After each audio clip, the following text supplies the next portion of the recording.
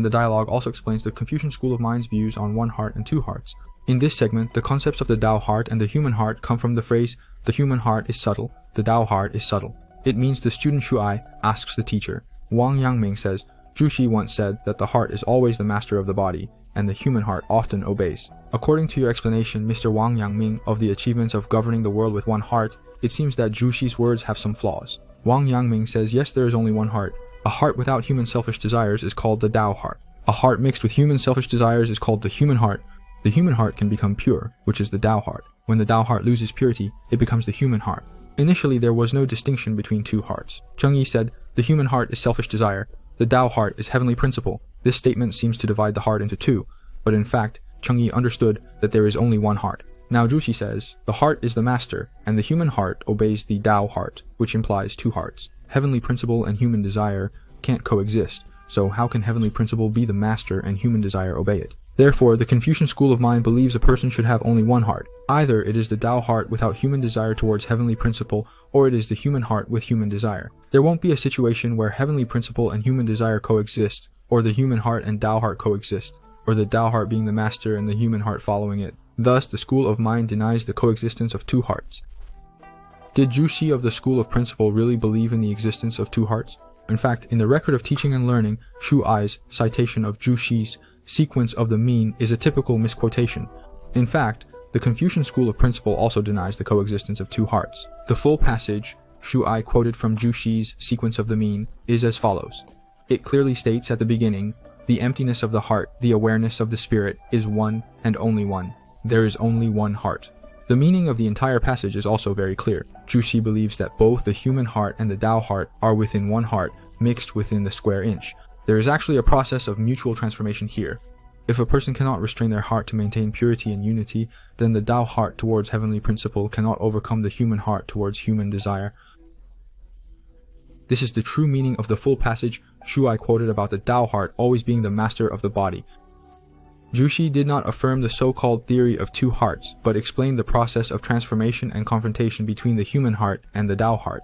Therefore, this segment is actually Shu Ai's misquotation of Zhu views on the human heart and the Tao heart. Ultimately, the school of mind, including Wang Yangming and Lu Zongzhou, and the school of principle, including Cheng Yi and Zhu all believe that there is only one heart, and there is no theory of the coexistence of two hearts. After examining the Confucian discussion on the issue of two hearts, we find that during the time Journey to the West was written, Confucians from both the school of mind and the school of principle denied the coexistence of two hearts. At this point, if we examine the characters in Journey to the West according to the Confucian view of two hearts, those who have achieved purity and unity, or the achievement of one heart, such as the gods and saints who have become Buddhas, their hearts should be purely the Tao heart of heavenly principle, which is one heart. Just as the Buddha said in front of all the Buddhas and Bodhisattvas, you all have one heart, yet see the two hearts competing. However, we know that these Bodhisattvas and Buddhas do not seem to have only the Tao heart of heavenly principle without any human actions or human hearts. A few typical examples. In the Kingdom of Wuji chapter, the king angered Manjushri Bodhisattva. Manjushri Bodhisattva ordered the green lion to punish Wuji, and the king was banned from water for 3 years. In the chapter of obtaining the true scriptures after Ananda and Kasyapa, disciples of the Buddha asked Tang Monk for bribes.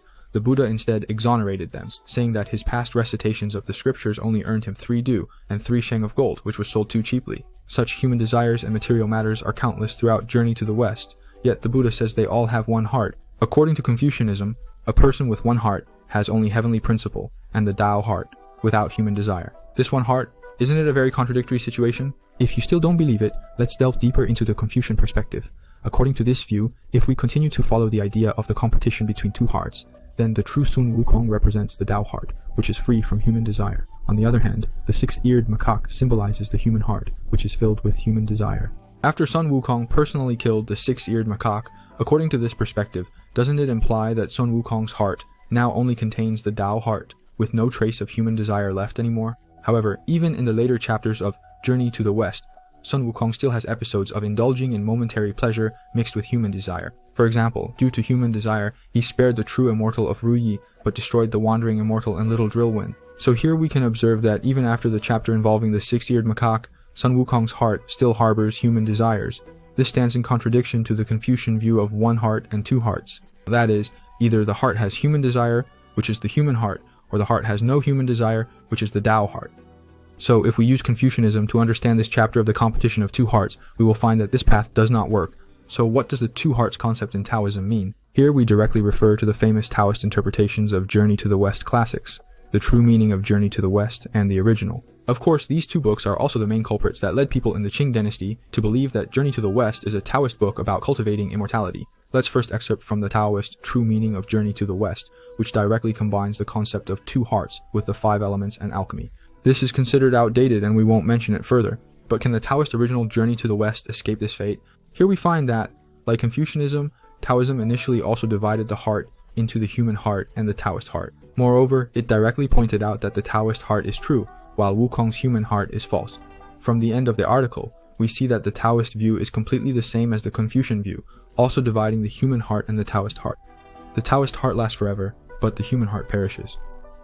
The false is removed and the true returns.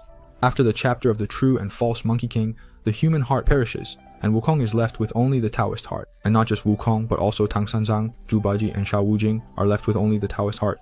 This is written at the beginning of chapter 59. Here we can observe that the Taoist view and the Confucian view, though different in their approach, ultimately agree on one fundamental principle. Only one heart can exist. The coexistence of two hearts is absolutely not allowed in either philosophy. The biggest flaw in this view is that throughout the entire story and in later chapters, Wukong still has a human heart. Clearly, chapter 59 explicitly states that the master and his disciples have completely eliminated the two hearts. However, it is evident that Zhu Bajie still retains his lustful heart later on in the story. He often talks about breaking up the group, showing that human desires and the heart haven't been eradicated. So, if we use the Confucian or Taoist perspective on the concept of the two hearts to explain the six-eared macaque, it seems that the idea of two hearts competing with each other is not very appropriate. Although it explains part of the content, it creates contradictions and can't fully support the concept of two hearts. So, after discussing Confucianism and Taoism, how does Buddhism discuss the issue of two hearts? In Buddhism, what is one heart and what are two hearts? In Buddhism, one heart is a necessary condition for becoming a Buddha or a saint, which is why there is the saying by the Tathagata and many Buddhas and Bodhisattvas that you all have one heart. As for the view on two hearts, the three major Mahayana Buddhist sutras, the Avatamsaka Sutra, the Lotus Sutra, and the Surangama Sutra, all discuss the heart. The Surangama Sutra not only explains what the heart is, but also explains what causes the two hearts, which is the delusion of the six senses. The Surangama Sutra is one of the core classics of Chinese Mahayana Buddhism, extremely detailed in content and known as the complete book of Buddhism, with a high degree of circulation in the Ming Dynasty. The entire Surangama Sutra consists of 10 volumes, with nearly half of the content, the first 4 volumes, discussing the true heart. The section on the opening of the mind also involves discussions on the heart, starting with the famous Qi Chu Zheng Xin Po Wang. The Buddhist perspective on the concept of two hearts is quite different from the viewpoints held by Confucianism and Taoism. Buddhism believes that ordinary people have two hearts. One is the true heart, and the other is the deluded heart. The true heart represents a person's nature, but it is important to recognize that not everyone is entirely true-hearted, because people possess 6 roots, which are the eyes, ears, nose, tongue, body, and mind, and due to the influence of the 6 external dusts, sight, sound, smell, taste, touch, and thought, people consequently develop the 6 senses.